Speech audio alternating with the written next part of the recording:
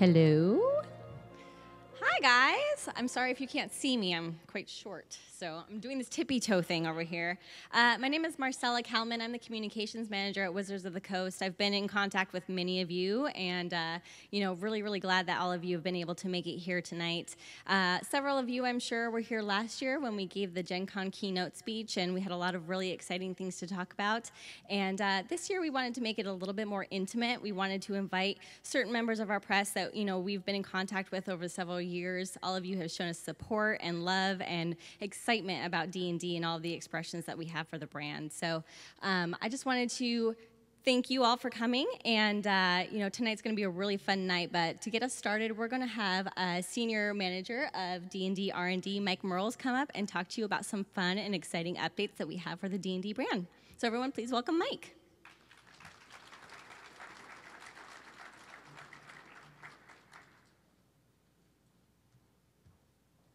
Hey everyone, as Marcy said, thanks for coming out. Actually, just give me 1 sec. I'm sorry, we have a little bit of a technical problem. Laura, could you come up and unlock your laptop?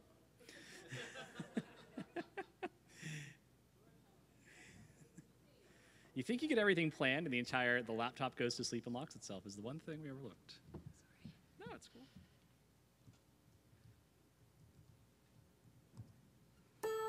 There we go. Sorry about that. So I've got some slides here that kind of illustrate what we're doing. But first of all, as Marcy said, thanks for coming out. We appreciate you guys taking your time out of your Gen Con schedule. So come and let me talk to you for a bit. If you don't know who I am, I'm Mike Mearls. I'm the Senior Manager for the R&D team at Wizards of the Coast. And they've actually done a little character sheet of me up. The important thing to note on this character sheet is that the weight is incorrect. I've actually lost 3 pounds since I reported, so thank you. I didn't realize when I took this job 8 years ago that they'd be reporting my weight as part of a press conference sort of thing. So that definitely was motivation to get working. So I want to start with an overview of the D&D Next playtest and where we are with it and where we're going and with the D&D Next project overall. If you're not familiar, D&D Next is what we're working on. It's the next iteration of the tabletop role-playing game rules. And the open playtest that we launched last year is going very well for us. We've had an overwhelming response to it. We have had over 150,000 people sign up and download the rules. And we know typically most groups, only one person will do that. Usually it's the DM. So we've been bowled over by the response. It's been overwhelming, the number of people who have stepped up to help us test the rules. And I have some announcements regarding D&D Next. So the most important thing is at this stage so far, really what we've been testing for and really what the public playtest has helped us get is a sense of what D&D is to our audience. I think sometimes it's easy when you have a game as old as D&D to kind of start taking your audience for granted and maybe lose track of where people are with your game. And so really what the playtest has done is it's really helped create a narrative to let us get back in touch with what people are doing with D&D and what they want out of it. And in a lot of ways, we have that direction set. That we've gone through enough iterations. If you've been playtesting, you've seen we've redone character classes. We've started from scratch in a few cases.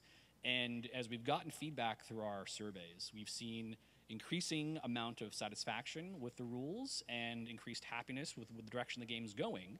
So I'm here to announce that we are getting ready for our final public playtest packet. That will be releasing in mid-September. And that does not mean that the work on the game is done by any means. But really at this stage, we feel that we've gotten the public feedback that we need to get the overall direction of the game down, especially with the basic elements of the game, the real heart of what makes D&D D&D. There's still a lot of work for us to do. Obviously, there's that next playtest packet. There's the one we just released. But really, aside from the big picture questions we have in the latest playtest packet and the next one, our work from here on out is really focusing on really highly focused QA, quality assurance, almost like a software release.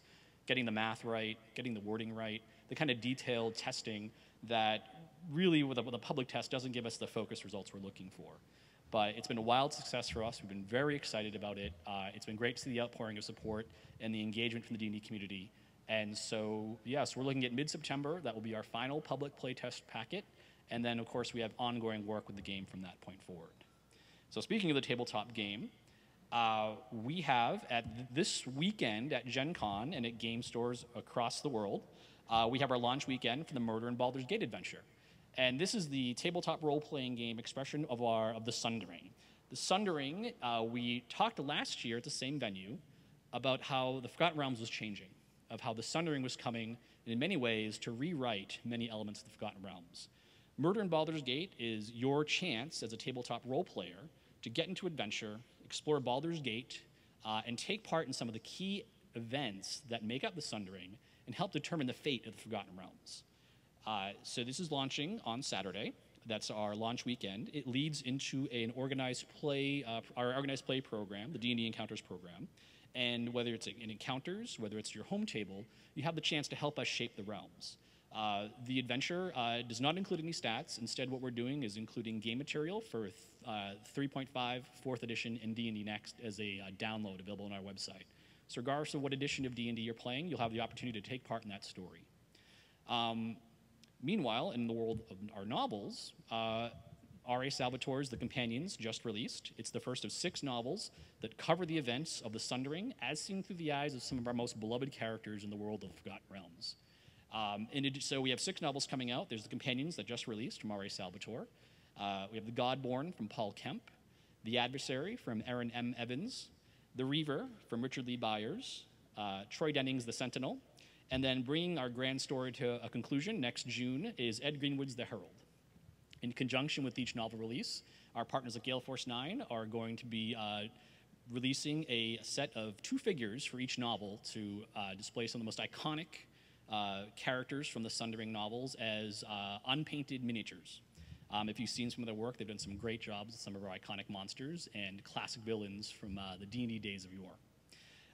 But what really, to me, is exciting about the Sundering is not only do we have some of our more traditional, tabletop role-playing and novel lines, but we've teamed up with our partners at DNA for the first free-to-play mobile game with Dungeons and Dragons. It's called Arena of War, and it is a battle game. It's kind of interesting. It's got this dexterity element to it as you recruit your heroes and kit them out with different abilities and send them into battle against monsters. There's a bit of a dexterity element attached to it as you basically almost fling your heroes into battle against different monsters.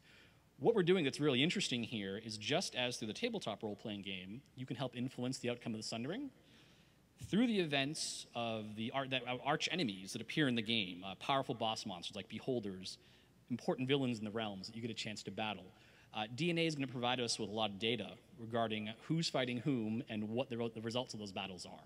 And we're going to use those to help determine the final outcome of the Sundering and the final shape the realms takes once the Sundering passes and we enter the next era of the Forgotten Realms.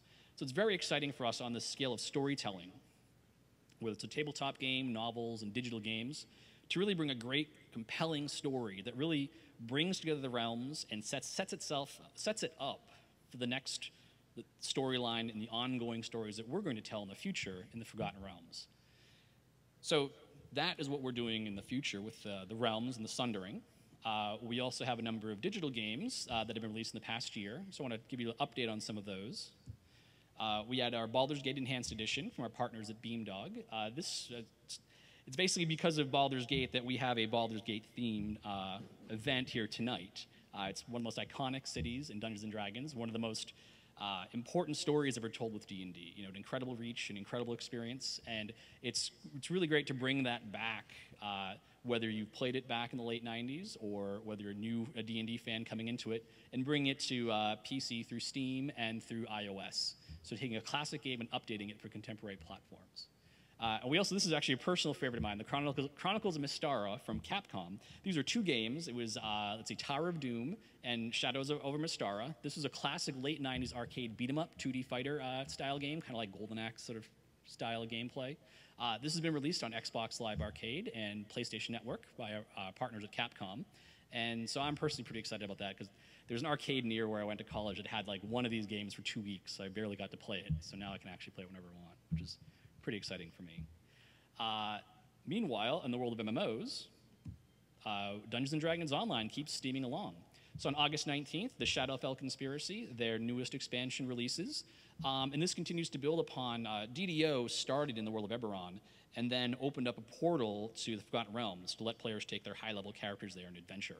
And this continues to build upon the Forgotten Realms content that Turbine has developed. And we're really excited about this, of letting players really step into the realms in a way they haven't been able before. And speaking of expansions to MMOs, our partners at Cryptic, Fury of the Feywild is the first expansion to the Neverwinter MMO. That's releasing August 22nd. And we're actually very excited about Neverwinter. They announced a milestone they reached not long ago, 2 million players on the game. It's very exciting for us. I think it's a testament to the work that Cryptic has put in, the partnership we have with them. And it's kind of overwhelming. I think it really speaks to how many people out there are D&D fans. It's really good to see that hard work pay off and to really reach out to people and get them playing. And in celebration of that milestone, Cryptic put together a video that I'm going to share with you right now.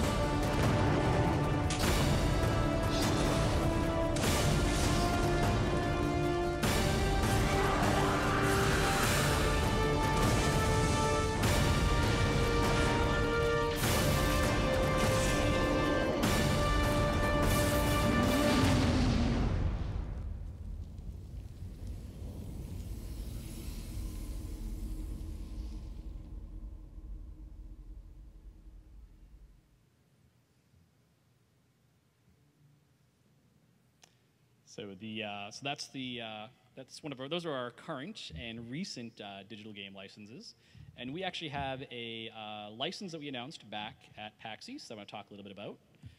We announced that we're working with Playdeck to bring a D&D game to the iOS. Well, if you don't know Playdeck, they've done a number of very high quality adaptations of tabletop games to iOS. And so we figured this is what they do very well. And we happen to have a fairly popular board game that we released. And it's my pleasure to announce that we've teamed up with Playdeck to bring Lords of Waterdeep to the iOS. This is slated for a 2013 release, so it'll be coming out later this year. It has a lot of the same functionality. If you've played Playdeck's games, you can match up against friends head-to-head online. There'll be an AI version. And we're actually the Scoundrels of Skullport expansion that's releasing this month. We're planning on having that available as an expansion to the base game in early 2014. So we're very excited to be teaming up with Playdeck to bring Lords of Waterdeep to a new audience. Meanwhile, speaking of new audiences, this is actually one that's kind of near and dear to me. I was very excited when I first got a hint that we'd have a chance to do this, and I was very happy to see it come to fruition. At San Diego Comic-Con, we announced that Creo was teaming up with us to do Creo Dungeons & Dragons.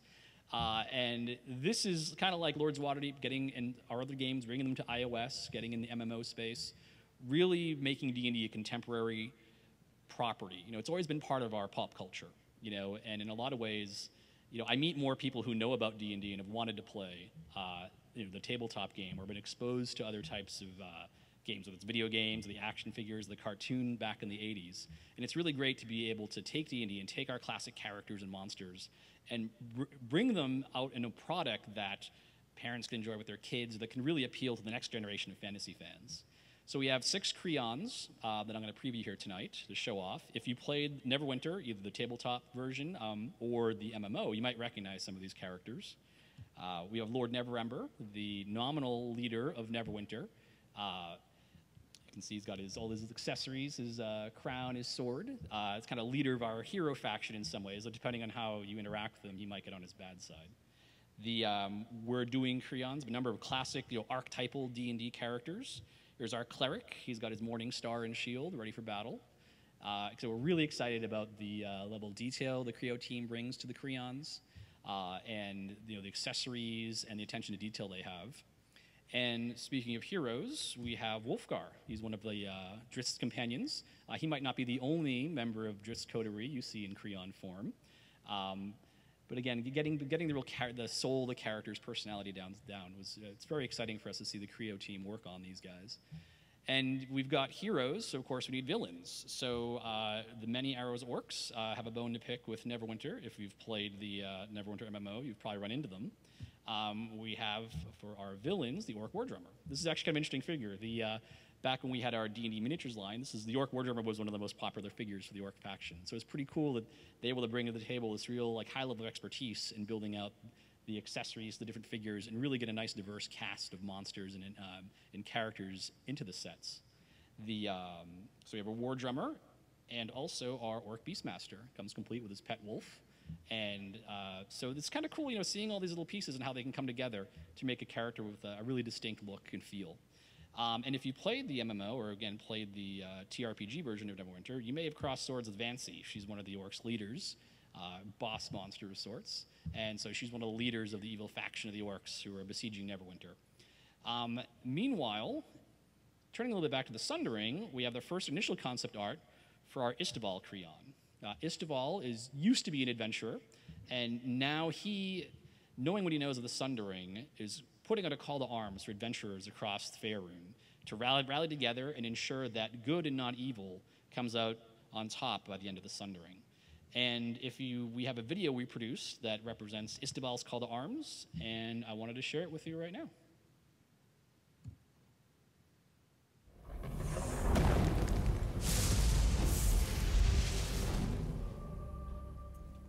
I am Isteval. My story has become legend.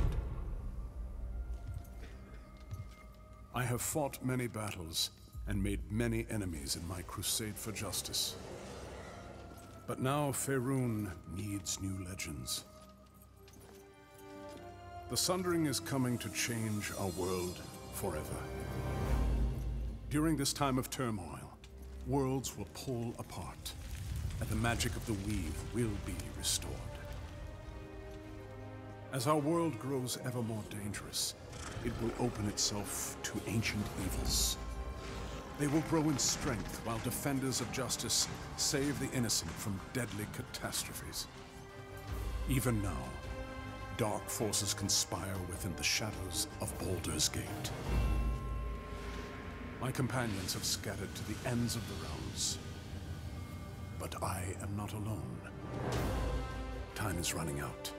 You must go to Baldur's Gate and rise up for the realms. Your actions will help to decide the fate of our world. You will make your story legend. So there you go. So that's basically an overview of where we are and where we're going with D&D, with the Sundering over the course of the next year, giving players a chance to have a say in how the realms evolves and where it ends up for the future. So that brings us to the end of our overview and our press conference here. So we will have a bar available for drinks in the back if you want to grab a refreshment. And we are also tonight, our partners at Lone Shark Games are putting on, as part of our night with D&D, a murder mystery taking place in, of all places, Baldur's Gate. So feel free to stick around, have a refreshment, and stay for the party later on tonight. Thank you very much.